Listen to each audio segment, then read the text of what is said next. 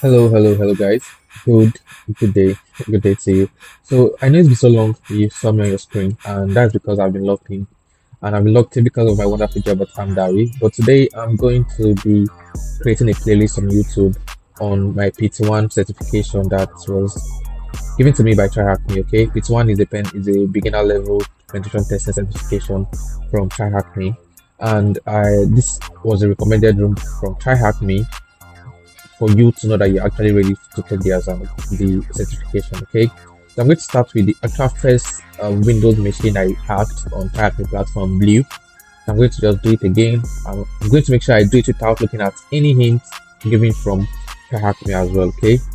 All right, so we have this Blue machine, and this was, like I said earlier, this is actual first machine I hacked, first Windows machine I hacked on TryHackMe. So I just want to start this machine, and then we can do any technical thing on our Kali. So while this IP address is popping up, let's go to our Kali and create a new folder for this playlist. Okay, so I have a directory in document for TryHackMe already. I just need to create a new directory called PT1. So if I should go into the PT1, I should have a new directory as well called Blue. Okay, so we have this cd into Blue, and we should be in the Blue directory. Now let's connect to the VPN. I use OpenVPN to connect to the VPN, and my VPN is currently in the base directory of TryHackMe. So I don't know where you kept yours, but just locate the VPN and connect to it. Okay, so after this VPN is connected, you can just create a new tab, but before that, check up here. You can see your new IP address up here, right?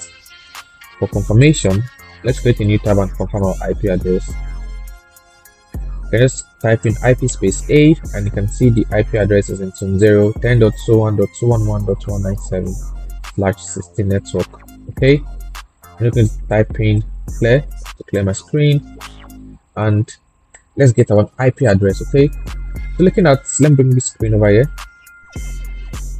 So looking at our TryHackMe, we've gotten an IP address over here. So we have our IP address of 10.10.255.130. okay, 10.10.255.130. cool.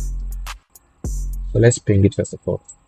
10.225.130. okay, and that's it's active. Okay, so I love adding my IP address to my Etsy host by simply using the mousepad. Let's do mousepad for that. Mousepad space Etsy host. No, I don't want it. Okay, so I have our mousepad here. What I'm simply going to do here is just to go to a new number or a new line and input the IP address of 10.10.225.130, and then hit on the tab button and include blue.thm.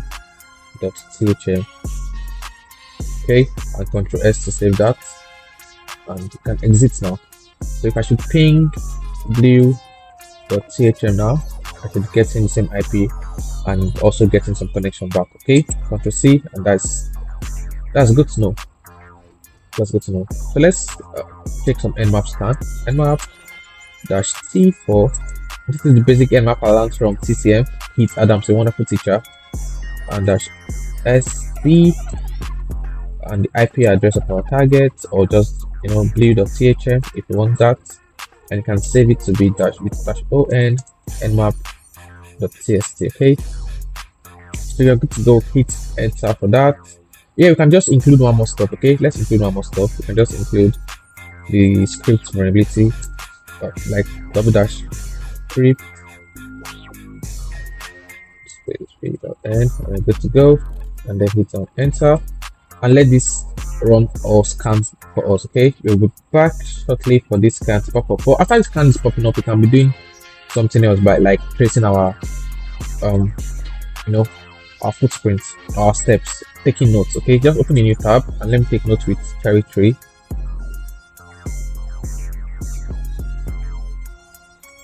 Notes. Now this is very good that you're doing this with me. Honestly, I really appreciate the fact that you're doing this with me.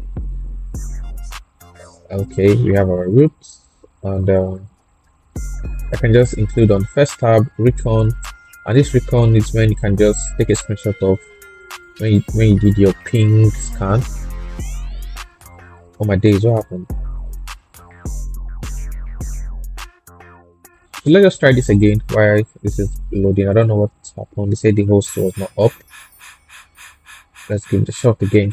Okay, and take some notes also. So we'll take a screenshot of the ping and the end map as well. But let's take the ping first of all. And just take this 3.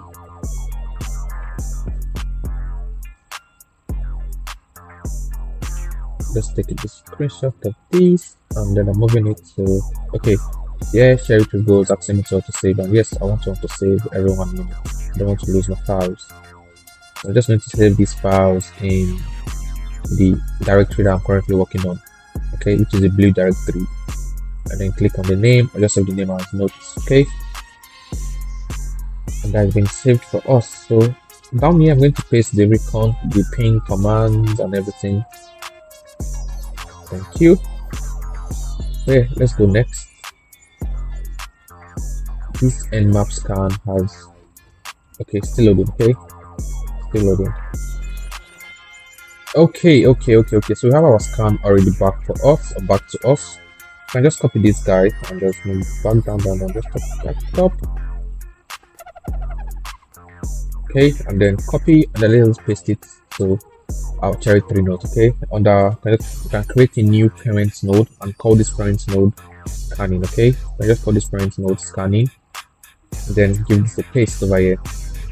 So let's take this to the top and so we'll have over here. Zoom in.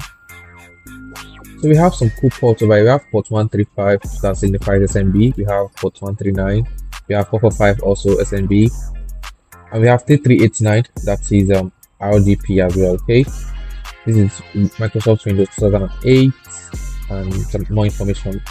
Now the purpose why I run this double dash script phase 1 is to tell us or to give us a hint or what this machine is currently vulnerable to. Okay, so let me show you with this last section of the nmap script. You can see that we have host script results. SMB vuln is not vulnerable to this MS10-054, but it's vulnerable to MS17010, which is called EternalBlue. Okay, now this is not the first time I'm hearing about EternalBlue. I've heard it before.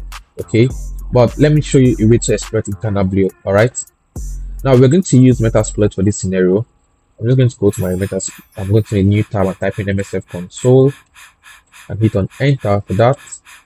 Okay, so we have our Metasploit loaded up for us. We can just click on clear to clear the whole designs. Okay, I'm kind of the design by the way, but I just want a clear screen and a clear head and a clear space for me to work. Okay, so I'm just going to type in search MS17-010 and click on enter. So here we go. You can see we have some few machines, some few modules over here. You can see we have exploit module, auxiliary module. So the exploit module talks about like giving you access, more like a reverse shell, and the auxiliary gives you more information about the vulnerability or the word or the phrase you're searching about for. Before we exploit this machine, let's actually confirm if it's vulnerable to EternalBlue. Okay, using module 24. So I just say use 24 and click on enter. And once that has been selected, you can just click on show options.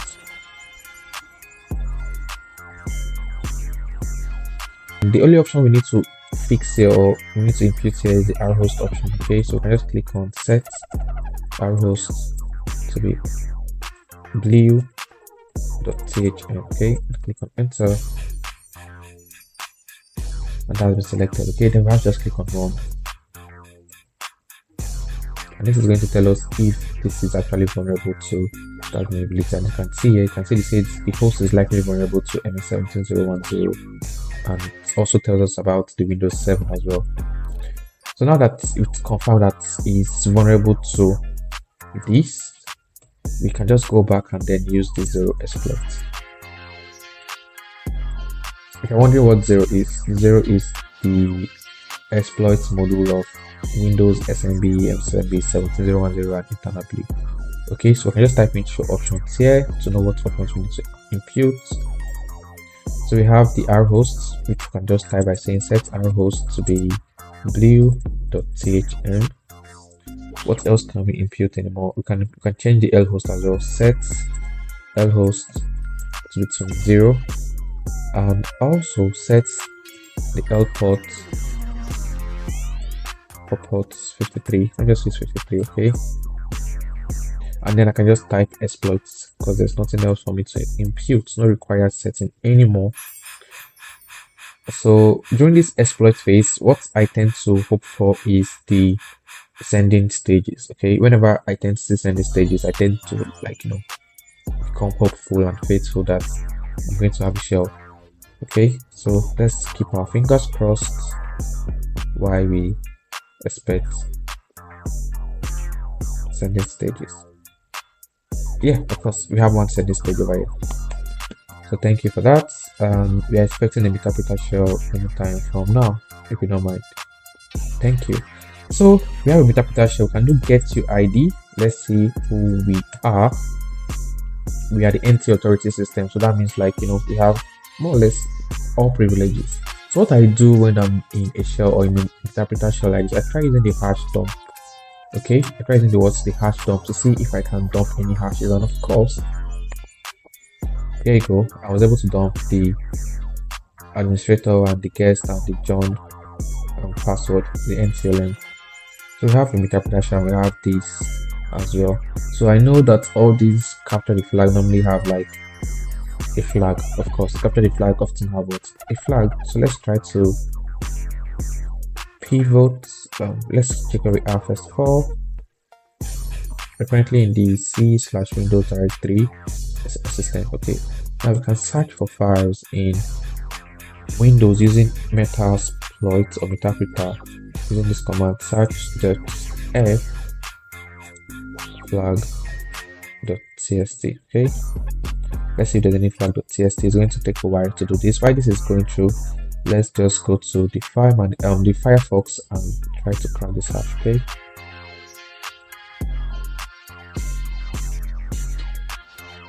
Control C to copy that and then go to use my main browser. I'm going to use my Chrome browser over here.